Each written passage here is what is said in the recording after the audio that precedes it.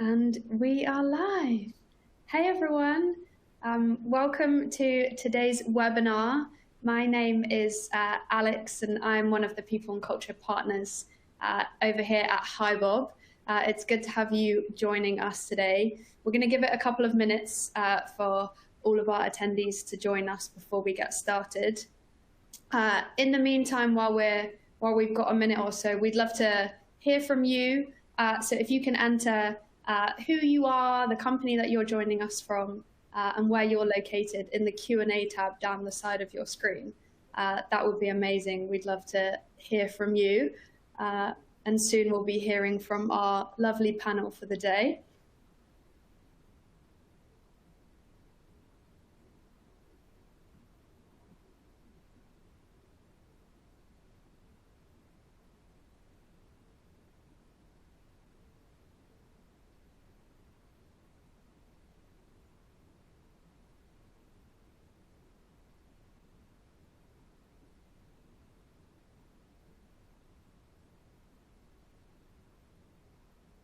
Amazing. We're getting some nice comments there in the Q&A. People joining us from all over. It is good to have you all with us.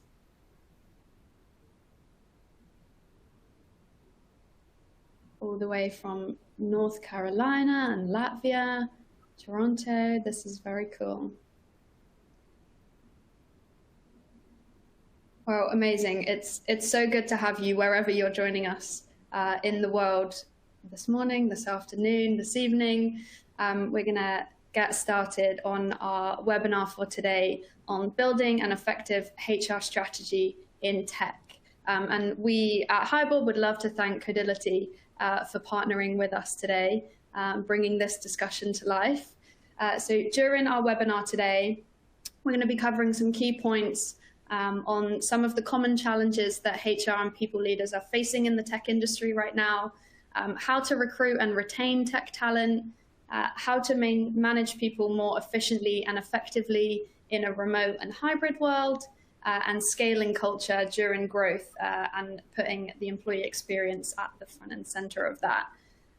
If you have any questions for our speakers here along the way, please use the Q&A tab. We'll be keeping an eye on that. And we'll be saving some time towards the end of our session to go through and answer your questions live here as well. So before we dive in, I'd love to just mention a little bit about us over here at Hibob. Bob is a modern and forward-thinking people management platform. It's a system of engagement that's designed to meet the needs of modern, mid-sized, multinational businesses. It's a system that's enabling the users to automate and scale their HR processes, develop their people, connect their teams, enable businesses to grow faster, no matter where they're located in the world. So we have around more than 1,800 customers globally now in more than 100 countries. So that's over 334,000 employees around the world right now. And we over here feel fortunate to be a part of driving and supporting employees' experience in the organizations that they are part of. And while we're here, a little bit about Codility. Codility is helping to make great hiring decisions effortless so that we're not wasting engineering or recruiter time. You can see here a little bit about what Codility are up to at the moment.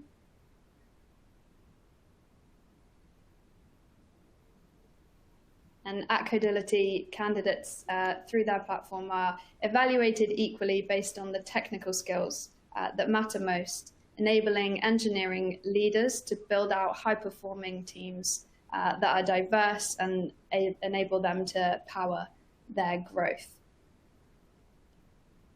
So I would love to pass over and let our speakers for this afternoon introduce themselves. Jeremy, I'd love to hand over to you. Tell us a little bit about who you are.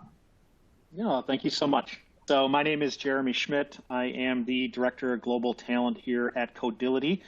I've been in the technical recruiting space the last 20 years and really passionate about working for scaling organizations by helping them drive their product roadmap and technical vision and seeing their team scale globally.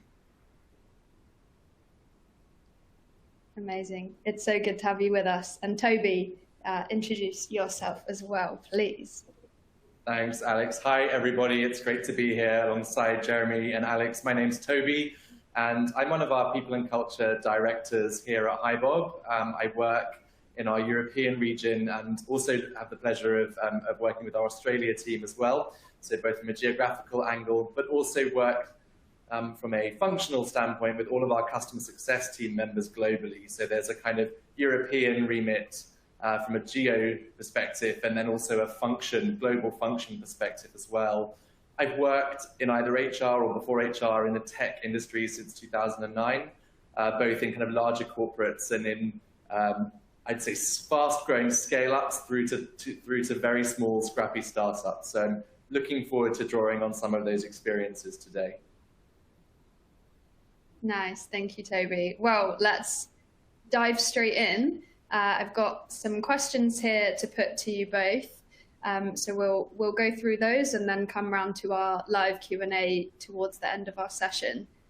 So question 1, what are some of the common challenges that HR and talent leaders are facing in the tech industry? Toby, I'm putting you on the spot to kick us off here. Okay, thanks, Alex. I guess when I look at this question, it's a big one, and I think perhaps we could subdivide it into 2 or 3 different areas. The first area, I think, is not unique to the tech industry. It is being felt across the board. And it started out being referred to as the Great Resignation. I think we're reterming it now, the Great Reassessment, which I definitely prefer. This idea that everybody is using a lot of the extraordinary things that have happened over the last 18 months, 2 years, to think what really matters to them and how that's going to impact big decisions in their life, like where they're working, who they're working for, how they're working. So knowing that our workforce is doing a lot of introspection at the moment and scrutinizing things that they might have otherwise taken for granted or just been happy with is definitely something we have to be aware of as HR and talent leaders at the moment. But as I said, I don't think that's unique to the tech industry per se. I think that is being felt across the board, and it's getting a lot of attention. So if we put a lens on that is a bit more unique to tech, one of the things I think that is common about tech businesses is they attract dynamic, ambitious employees who have high expectations from their employers. So one thing I think that is in common, a lot of people will join tech businesses wanting a career, a calling, and not just a job. So if you overlay that with some of the challenges from the Great Reassessment, that introspection and that critique has a whole new meaning and a whole new potency.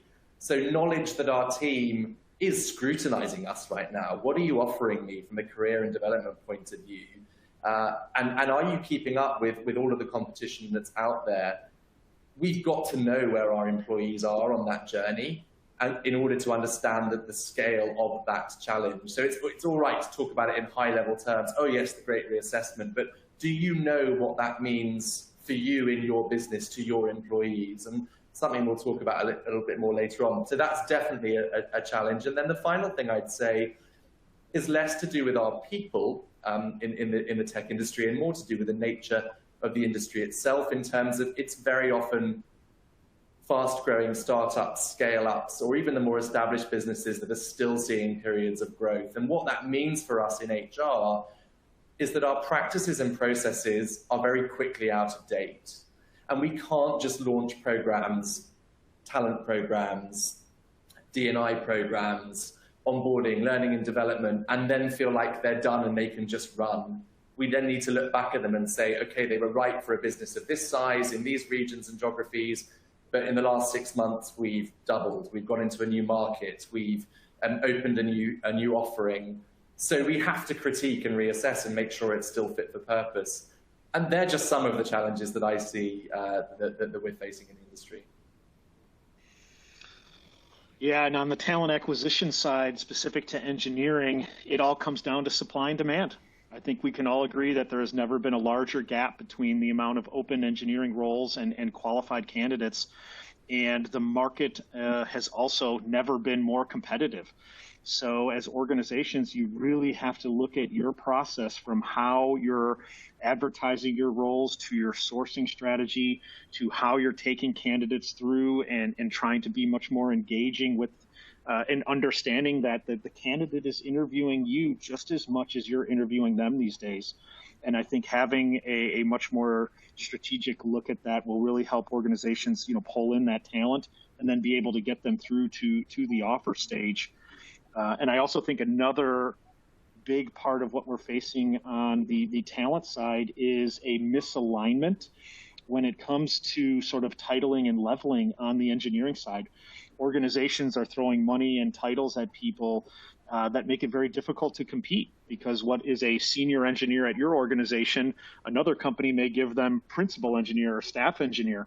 So one thing we've done the last 6 months that's been really beneficial on our side of the fence is working with our engineering leaders from our CTO down to really define the competencies and the leveling and the titling of our roles, and being able to effectively articulate that to the candidates as they go through the process to sort of bring those gaps closer together.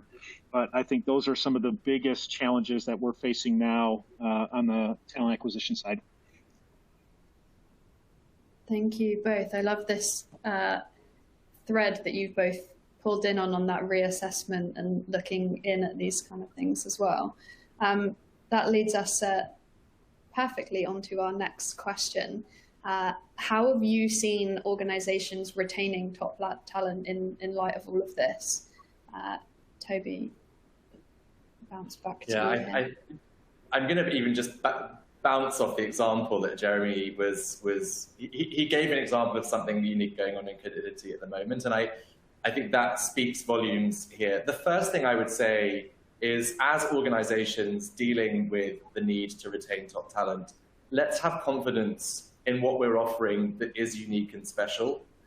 I think very often we can turn to wanting to solve problems, but people came to our businesses in the first place for a reason. What was that?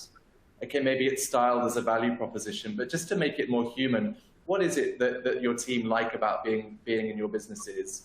You'll know that, and if you don't, you can find that information for a human conversation. And lean into it. Remind people of it. Remind people of your special sauce, what makes you different, and be confident on that. And each organization will have a different lens.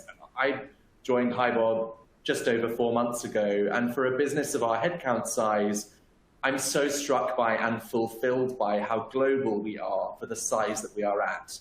So for me, that isn't something that you find in every organization. So I'd ask you here on the webinar, what are your examples of that? What have you got in your organization that is hard to find elsewhere, that is fulfilling for your employees? And lean into that, make something of it, rather than trying to correct areas that you don't necessarily care about or will ever get to that point of being incredibly competitive. So that's one thing.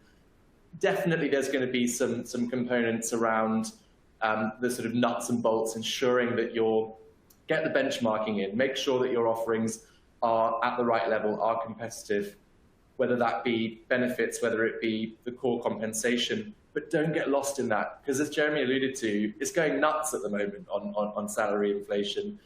Another business will be able to pay your people more. I feel like that's just a truth for all of us right now, but at least make sure that you're in the right ballpark, because those are two slightly different things, and the team need that.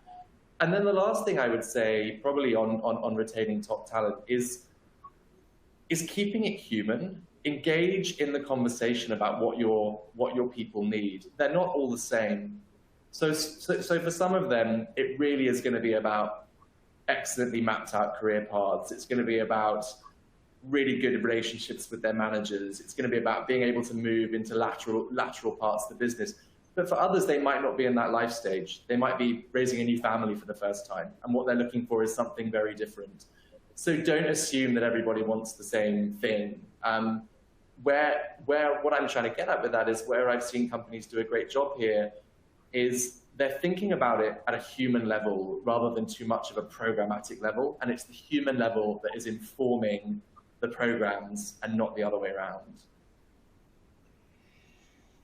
Yeah, that's a great answer, Toby, and I agree. I think organizations need to be so much more progressive in how they retain their top talent. And I was having the most interesting discussion with a friend. His name's Joe Mall. He's an author in the US and literally writes on high performing organizations and how they retain the team.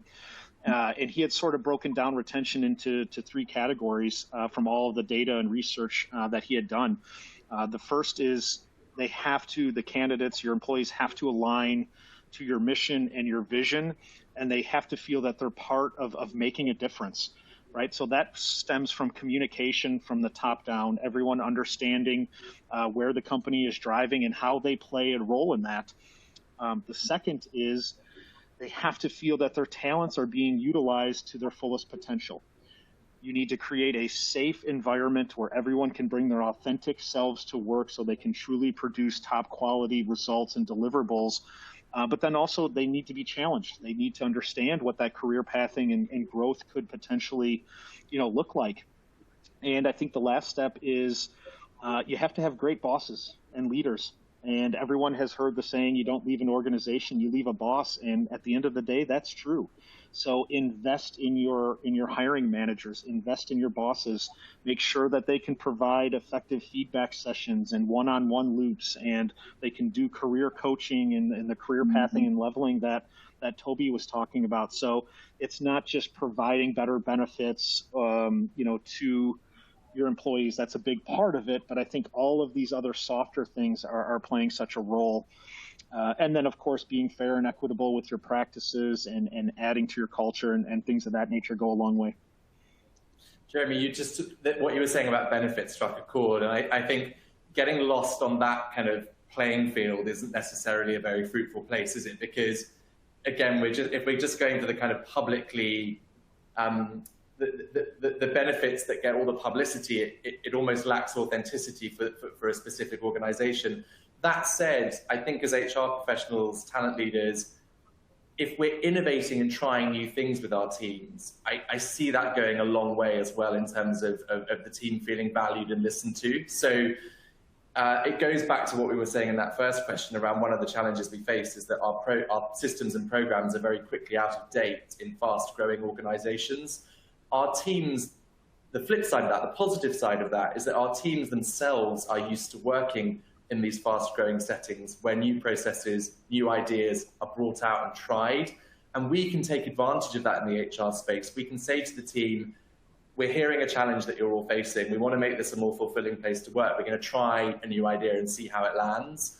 And that we can do in the tech space. We shouldn't have to feel like we've always got to go out to the business with a fully baked idea that is going to be a 3-year program. We just launched something at Hibob called Balance Days, which, because some of our team are based in Israel, which means they work a Sunday to Thursday week. Some of our team are based in quote unquote rest of the world, where we work a Monday, Friday week. What that means is that the relative periods of calm and quiet for our team are very hard to come by. And from a retention point of view, that was becoming draining for people. It felt like they were forced into a 6-day week. So now we have a thing at the beginning of every new quarter where the business takes a 3-day weekend. The Israeli, rest of world teams are given the Friday and the Israeli team are given the Sunday, and it's a digital shutdown for the business. Because what we'd heard was, you need to give us a bit of time and space.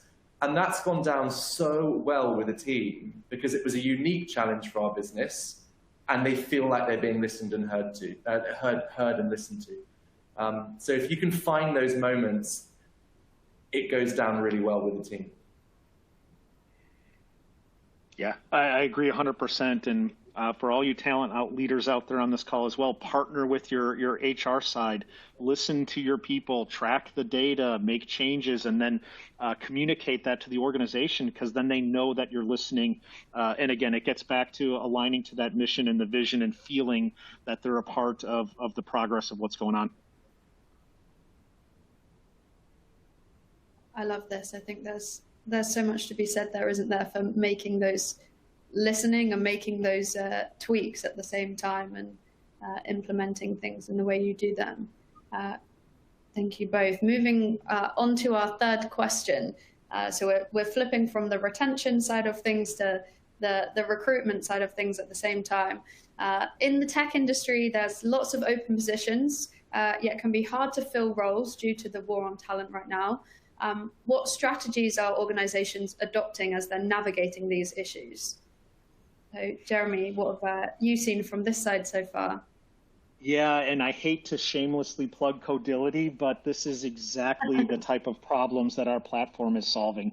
What we're trying to do is put a more structured and data-driven approach to how you can assess an engineer's technical aptitude while driving more diversity into the top of the funnel, removing that unconscious bias that we all know exists across the organization, and creating a much more collaborative and engaging process that's going to give you a much better chance of increasing your offer acceptance rate. And again, probably the most competitive market that we've ever seen for engineers.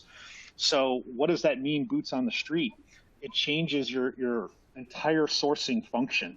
You can't just put out jobs and advertise and expect great people to come. So when you're looking at things like that, you have to focus much more on impact. Right? What is going on at your organization and your culture and the role, and what problems are you solving, and how do you articulate that? And can you be upfront with your policies around working remote and compensation? Dare I say, you can give them a range before you ever, talk with them, because that's how you're going to drive more into the top of the funnel and give you a much better chance to close. So I think you need to look at your entire process, soup to nuts, figure out ways to personalize things, give better content out, be much more engaging, over-communicate, with your candidates through the process. But I think that there's such a war on talent, and these candidates are getting hit from so many different angles that you have to find a way that's going to resonate and get them to engage with your brand. I guess just building on that, I mean, we talked with the retention question around having confidence in what you're doing well and leaning into that. And with these difficult to fill roles, I think it's tempting to sort of try and sell yourself on every single angle as the perfect place to work. And I think that lacks authenticity. Candidates will see through that. So be open and honest with them. I'd always be suspicious of a tech business, especially in a small to medium size that's growing, that says they've got it all worked out in the interview process. Because if you're on the webinar and you think you've got it all worked out as a growing tech business, then let's catch up afterwards, because I want to know the secret.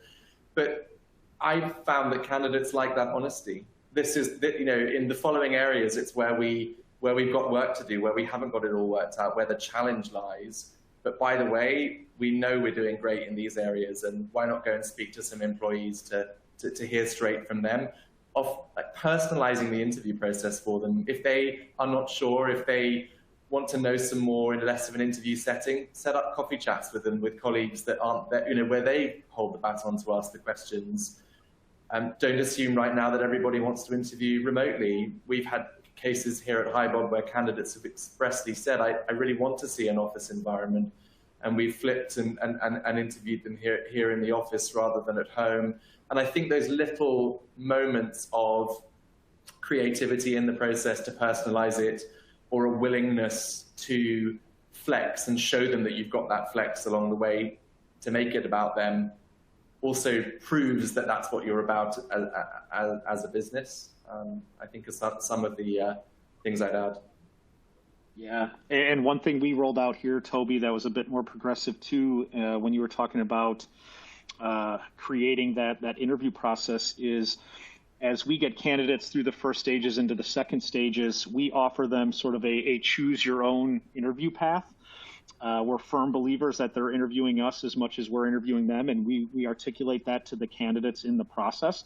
And so if it's a member of one of our ERG groups, or if it's a member of our executive team, or someone that they feel would be just a really good unbiased conversation about what it's like to work at that organization, we want to be able to provide the candidates the opportunity to do that. And you can literally see their eyes light up.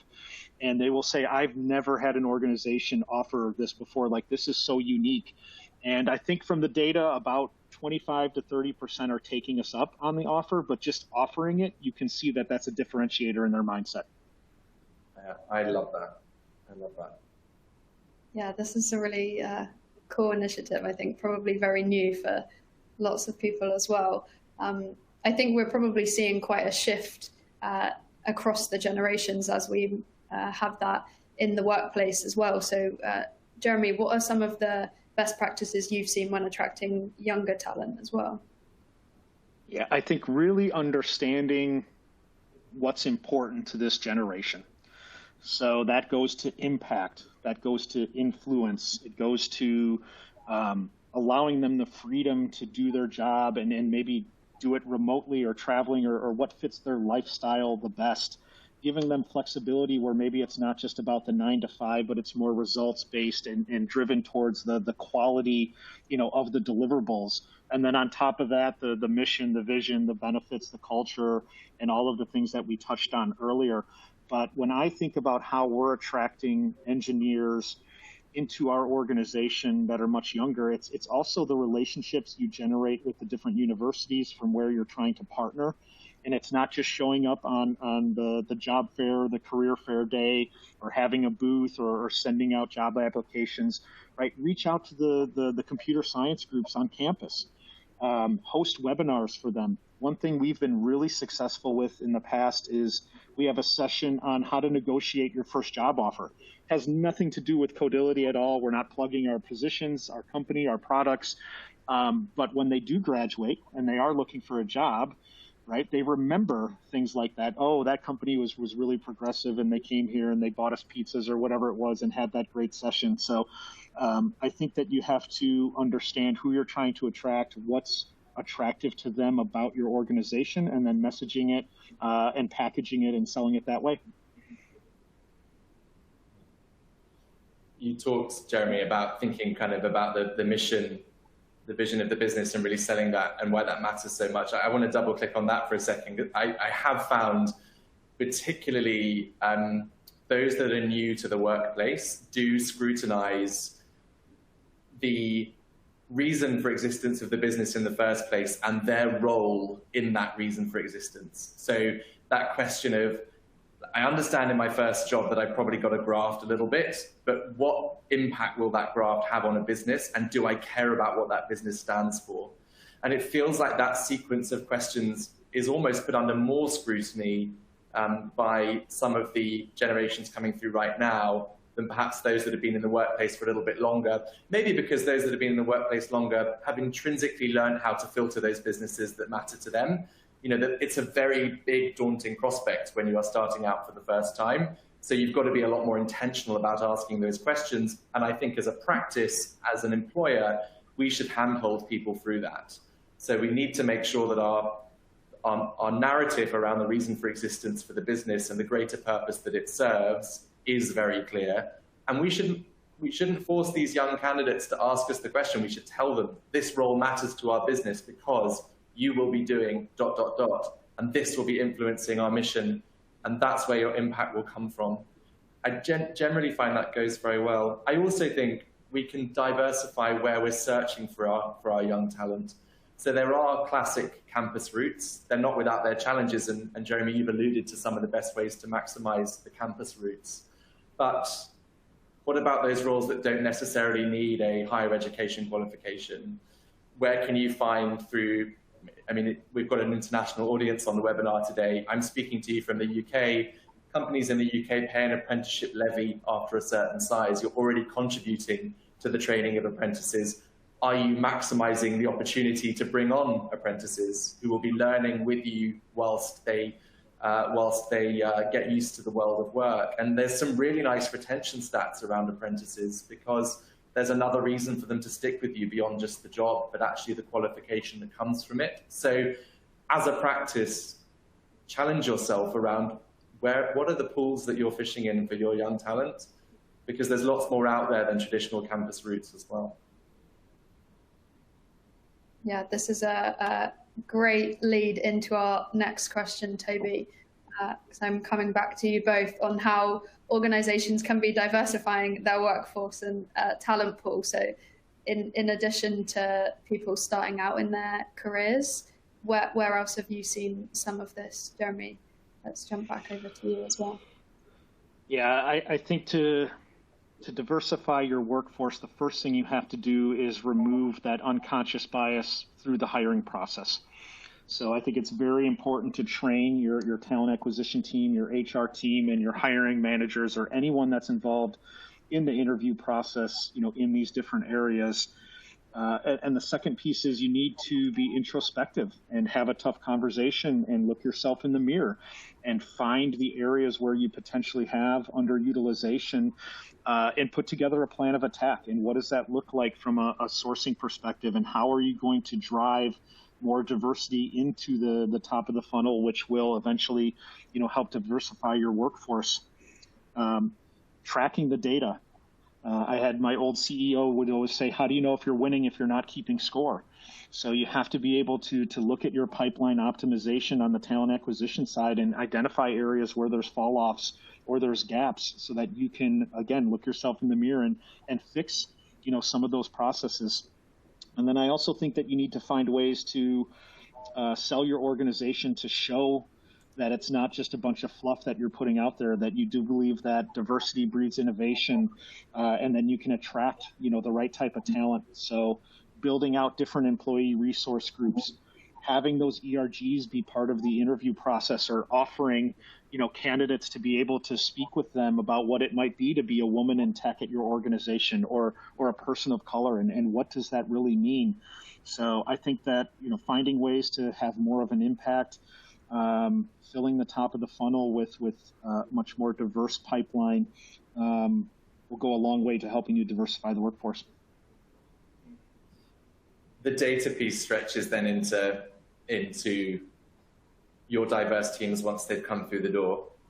I think, Jeremy, you talk about the importance of unconscious bias for hiring managers, for those that are making decisions on recruitment, and I think that exactly the same is true for the teams when they are established. So if we don't have the data to start off with around who is having opportunities to progress and grow their careers, how are we allocating out the available budget for merit salary increases, you won't be able to uncover those blind spots, those moments of unconscious bias that are informing day-to-day decisions, which will make a difference to whether or not someone from a diverse representation will stay with you or not. And actually having the confidence to say, you know what, we know that these blind spots will exist, and let's be proactively own and manage them throughout the employee life cycle. I think I've seen some organizations struggle with that reality. I mean, there's this, for example, there's the concept of the meritocracy paradox. So don't fall into that trap of saying, it's fine, we make meritocratic-based decisions here, we don't have this challenge. For those unaware of the paradox, there's research that shows that organizations that rely on those statements are more likely to show evidence of unconscious bias in their decision-making, because they're not slowing down and scrutinizing their behaviors and having the self-confidence to say, no, I'm a human, I will have my blind spots, I might get this wrong, so let's use the data, not what I think I'm doing. And that's a really important fork in the road, like take the right path at that point, I would really urge. And the other thing as well is constantly, I think we've got to see the DE&I space as one that is always ongoing, never finished. As you were talking, Jeremy, I was just remembering myself how when I first started hearing about DE&I, it was around more to do with outward representations of diversity. It was generally to do with gender, with race, and to a degree sexuality. This is sort of back to 2009. Now we hear, as an example, much more about, say, neurodiversity, which is less visible on the outside.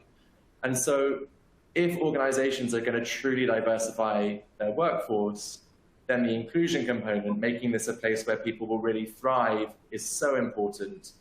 And actually, how we think about diversity is changing all the time, rightly, as we learn, become more informed, face more challenges, and the world changes around us. So having a DE&I structure that says this is never finished. We are constantly going to use our employees to understand where we need to focus, where we are underrepresented, what diversity means, and recognize that we're human, so we're fallible, and therefore we need to scrutinize our behaviors.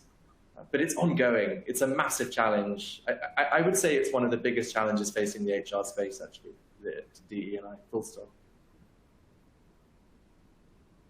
Yeah, I think that aspect of looking at that as a whole, not necessarily just having a diverse workforce, but what are you doing once those people are working in your team and making them feel included at the same time. Thank you both for those thoughts there. Moving on to our next question, taking a bit of a spin and looking at onboarding remotely. So what tips are you able to share from your experiences of onboarding new hires remotely? Toby, jumping to you first on this one. Sure. I think in a way it's like thinking about what are the best bits of onboarding when it was in person. You know, what made an amazing first day for somebody when they came into an office. And actually, I think a lot of it was based on those kind of surprise and delight moments, human interactions, and the feeling of connection that they're in the right place. They're in a place that they're going to thrive. It's kind of high level what you want someone walking out the door at the end of day one. Yes, I've made the right decision. I've connected with my colleagues.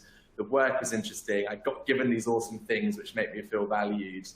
And it's a lot harder to do that when someone is sat at home and moment number one is when they turn on the video. And I think first off, I would say leave nothing to chance, overschedule their days. We have a bit of a mantra where I think no one should eat lunch on their own on their first day. So if that means that you're setting up a 3 or 4 random meet with 3 or 4 people that you pre-assigned to have a sandwich together or a salad together over Zoom, and maybe you've given them some budget for that lunch, that's a really important moment in that first day.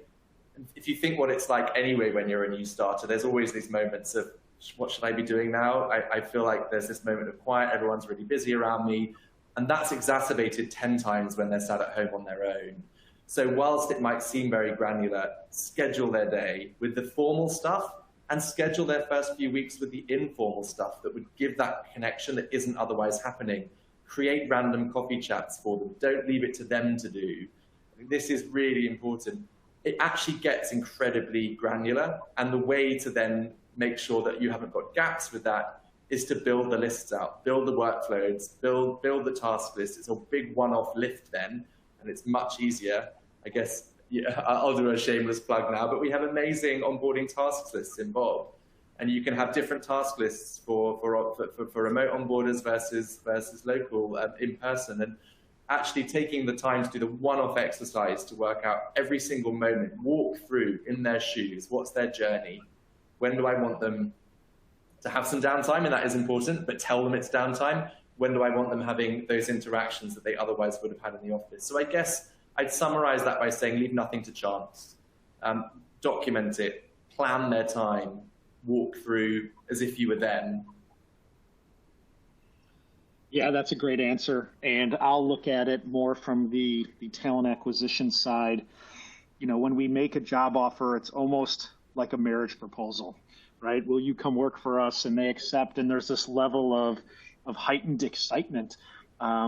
You know, but when you look at EMEA, it could be 90 days, 120 days before that person could start. And if you have that level of excitement, and then they don't hear anything until they get a box in the mail with their machine the week before they start with instructions to log in, right? That's a horrible candidate experience. So what we try to do is really over-communicate, have lots of touch points with the candidates, letting them know exactly what to expect, when to expect it, so that there aren't any surprises. Scheduling random check-ins, you know, with them, whether that's with the hiring manager or their recruiter. And then I would say to automate as much as you can. Us as recruiters are great with the thrill of the hunt and the close, but we might not be the best at the back office administration piece, and you don't want things to fall through the cracks. You want to make sure that you tighten those things up. So Bob is fantastic with the tasks list. It keeps me on point when I'm pulling someone through from our ATS into the system. So yeah, I would just piggyback on what Toby said, and in between that gap from offer acceptance to their start date, just make sure you're over communicating with them.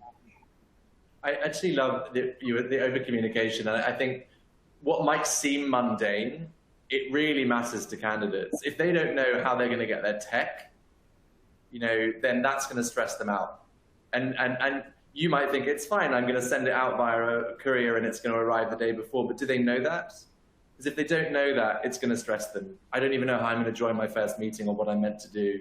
So it really is about the details. And as you said, Jeremy, it's about the details from the moment that they verbally accept, isn't it? So, yeah, this challenge isn't going to go away. I called a candidate last week that starts the end of January, and I didn't catch them. I left them a voicemail and said, I have absolutely no reason to be giving you a call. I just wanted to say hi and check in. They called me back. We had a 45-minute conversation just about the holidays and what's going on in life. But at the end of it, she said to me, I've never had someone just call and check in for no reason before. Like, this was so nice. It's those little things that give them the white glove service, the warm and fuzzies, and keep that excitement up. Yeah, it's interesting you say that. I'm thinking back on my own experience of joining Bob, and there was a lot of like, here's my WhatsApp. I'll send you a quick WhatsApp. And I had a nice little holiday before I joined, and there was not intrusive, just a nice message from my boss saying, send me the odd holiday picture. There was something personal about that before it even started. So in fact, turning a challenge into something which gave new opportunities for connection that we wouldn't otherwise have thought about in a kind of classic in-person onboarding. I love those. I think out of all of these points you've just mentioned, you just can't underestimate those small little things, even if they feel trivial. Actually, they're making such a difference to the candidates that you're coming into contact with as well. Amazing. Our next question up. As an HR leader in tech, making data-driven decisions is a must.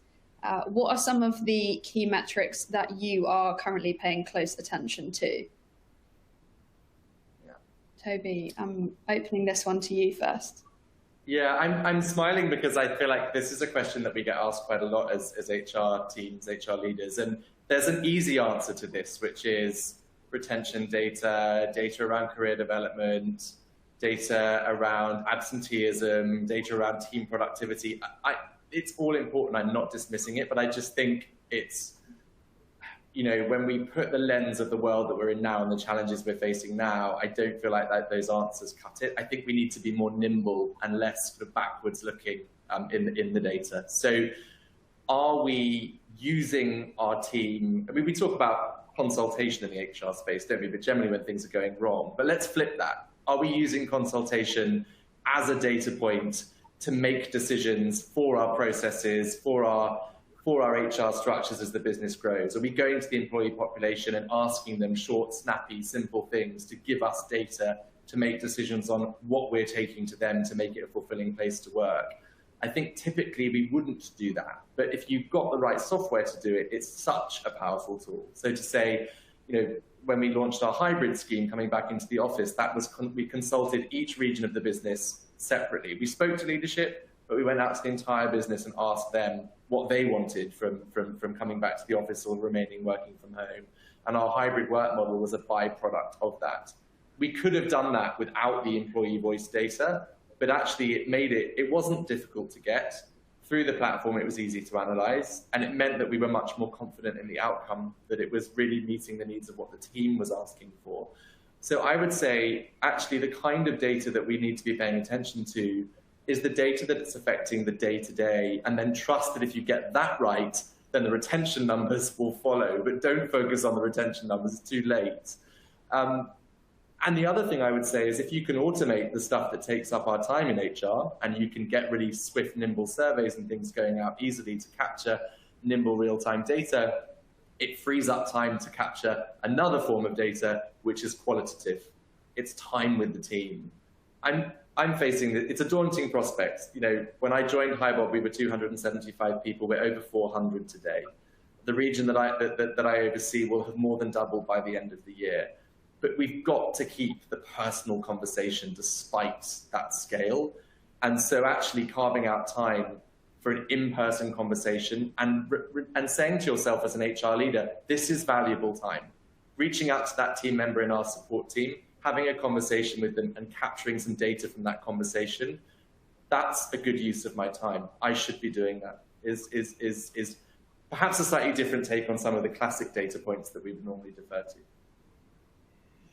Yeah, I love that answer, Toby. And some of the more generic metrics on the TA side, which I'm sure everyone tracks, are, time to fill and pipeline optimization and time and stage, offer acceptance rate, diversity through your pipeline. And all of those things are extremely important to understand, because that's the only way you can make changes and get better.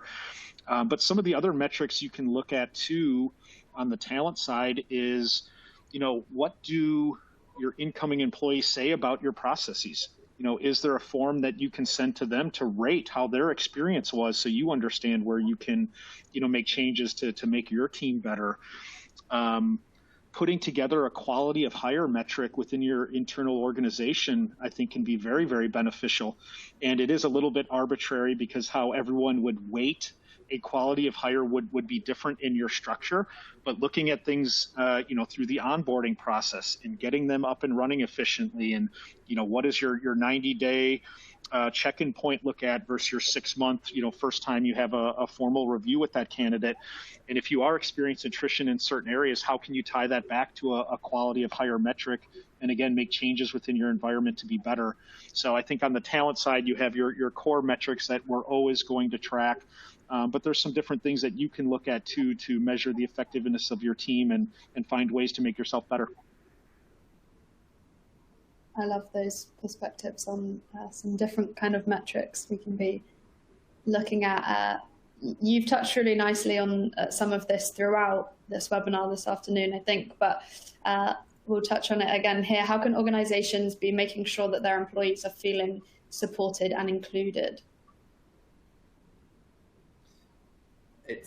Alex, as a question, it links really nicely to some of the stuff we talked about in terms of retention and attraction.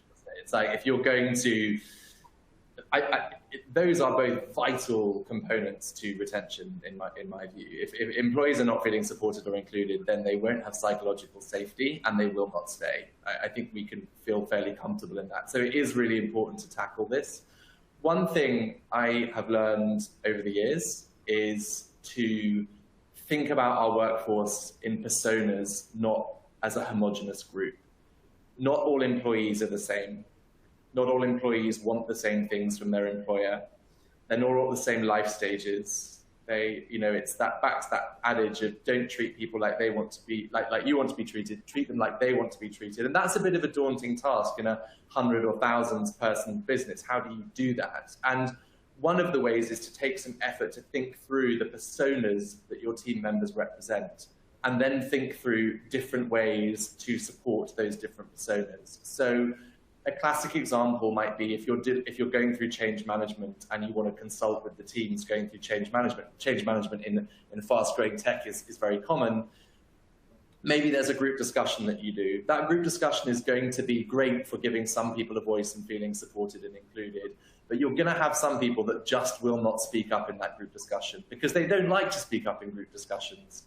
What they need maybe is an anonymous survey form where they can have their voice inputted. Or maybe they'd rather have a one-to-one follow-up. So if you're going through change, you might want to give 3 different avenues for people to say the same thing, and you'll hear from different people that way. So if you cast the net in different ways to capture the voices of your different personas, you're more likely, I think, to create that supportive and inclusive environment. The other thing is involve them. We talked about diversity and inclusion earlier, and it's a great time to mention employee resource groups. Our job as HR then, I think, is such a fun one because it's about creating the structures that can be taken off the shelf and handed to an employee to run with it themselves, transfer the ownership and say, actually, I don't know what it's like to be a woman at Hibob, but what we are going to do is ensure that we have a great resource group to support women at Hibob. We'll give you an exec sponsor, a budget, a forum, legitimize it, run with it, it's yours.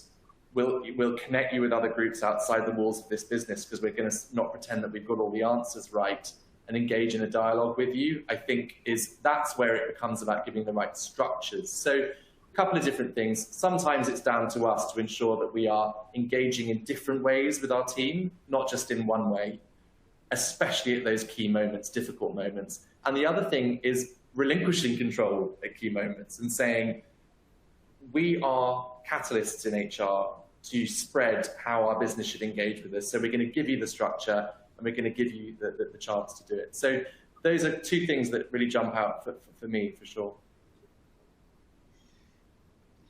Yes, 100% agree. And looking at the different personas, I think one thing that organizations can do, even going back to like the reference check time, is talk about how employees like to be recognized, right? And then providing that information to the hiring managers, because everyone is going to be different. And some people love that public shout out, and some people want the behind the scenes pat on the back, and some people just want monetary or a gift sent in the mail. And those little things go such a long way. And we can talk about benefits in mental health. I love the ERGs and giving them a budget and tracking that and talking about it throughout the organization, because I think that makes everybody feel supported and included. But just some little examples of things that I've had at Codility over the last 8 months that have really made me feel that this is the place for me. An example, my wife was promoted last month. And 2 days later, doorbell rang and there was flowers sent to the house, and it was a congratulations. And she thought 100% they were from her boss or her organization, and it wasn't. It was from my boss and our CEO and the executive team here at Codility congratulating her. And the look on her face when she realized that that was from Codility, like that made me feel like they could have offered me $1 million to leave at that moment, and there had been no way that I would ever step away from my position. And even taking it a step further, we have employees that have contracted COVID. Myself at the end of December, and my boss sent groceries to my house on 2 different occasions, just to help out, because he knows we have a family and kids, and we're going through a tough time. And you just can't put a price on those little touch points. So make sure you listen to your people, make sure you take the extra time to let them know they're appreciated and why, and go the extra mile to show them that. I love that. Thank you, Jeremy. Okay, last question of our selection that we've got here for today. As tech companies are continuing to grow and scale, culture is one of the key factors on HR's mind. So how can organizations sustain their culture during rapid growth? So I know Toby and I think a lot alike on this topic, and we don't want to sustain our culture. We don't want to find people that fit in our culture. We want to find people that are going to add to our culture and bring diversity of thought and opinion and help us drive innovation and challenge status quo. And what a company is like with 10 employees to 150 to 500, it is constantly going to change.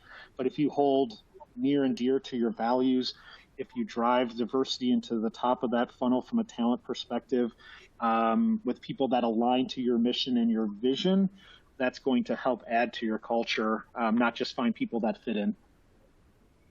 I mean, we could talk about this probably for an hour in itself, couldn't we? The notion of sustaining and protecting culture, you often hear the two things, I think are actually quite self-destructive as terms. They can proliferate a real old guard mentality and create cliques of sort of, oh, do you remember what it was like when we were small? Type sort of conversations, which is very ironic because it's often those people that have been responsible for growing the business and they should feel proud about it.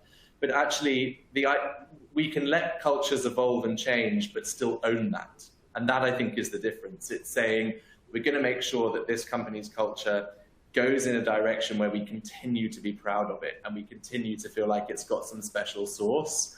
That's the crucial thing. And it's almost about, to Jeremy's point about diversity, it's about celebrating what's different and what's changed rather than saying, looking backwards, oh, do you remember what it was like when we were small, which is language that should definitely be avoided. So yeah, know what's important to you. Know what you don't want to sacrifice, but know what you're welcome to be shaken up by and celebrate that. And don't blur the two would be my advice. I love that. Thank you both. We are going to jump now over to our Q&A. We've got a few minutes left. I think we could probably carry on for hours if we had the time, but we'll jump into our Q&A and take a question from some of our attendees today. We've got a really great one here, which I'll read out and then would love for you two to jump in on your thoughts. We've got one here from Lynn, what are your thoughts when talent acquisition and HR aren't on the same page? Talent acquisition sees the frontline issues and the struggles of finding great tech talent. HR doesn't value the need for strong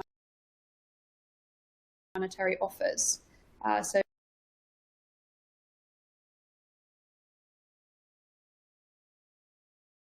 I think our question to you here, how can we be aligning and working on that, or what do we do when we're not on the same page?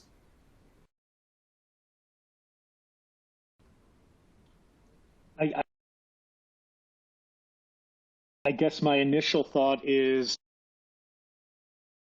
to dive into the data and slice it and dice it to build a business justification around what you're trying to prove. There is no reason that talent and HR should fight and butt heads, right? This is arguably the most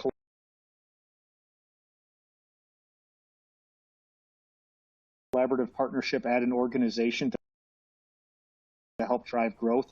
So if there is some type of line in the middle, I would dive into the data around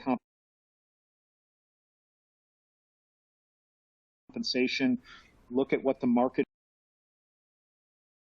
is telling you, and then build that partnership, right? And ask the questions, why do you feel that we're not able to be more competitive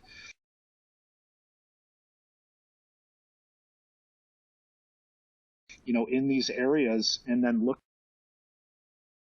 looking at how you're losing candidates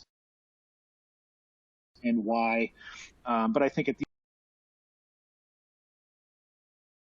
end of the day, you have to have that rapport. You have to have honest conversations in a productive way, right? This isn't one versus the other. This is you're coming together to solve a problem. So anytime I've had, any type of disagreements across that area, that's how I always bridge that gap is, hey, let's come together and solve this problem. Yeah. Can you bake it into the process that there is somebody that sits above that, or more than one person that sits above those two teams to be able to look at the bigger picture? You can understand where the conflict comes from, especially at the moment where, and maybe conflict is too strong, but just the slightly different motivations. It's at the moment where there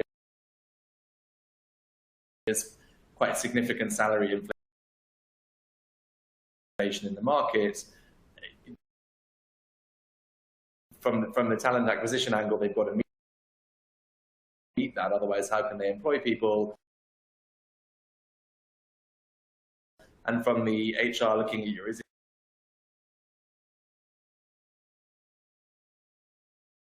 existing workforce, I generally believe it's driven from a good place, right? It causes big problems if you're bringing people in at the same level with massive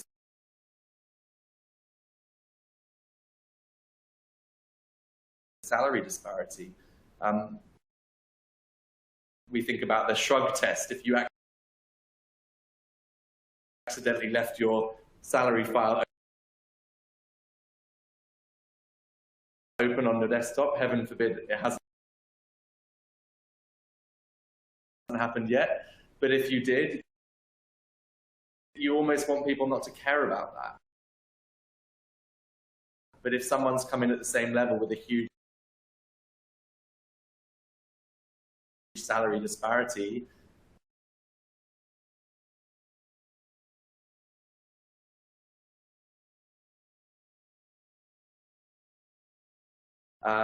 how do you cope with that? And this is a very real challenge right now. I think part of it is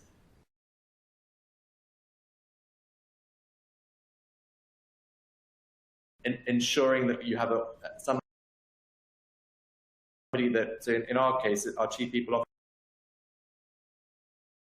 officer sees all of these, and our chief financial officer sees every single offer that goes out. And they have responsibility for both the talent and attraction through recruitment lens and also the HR lens. And it's very useful having one person who has to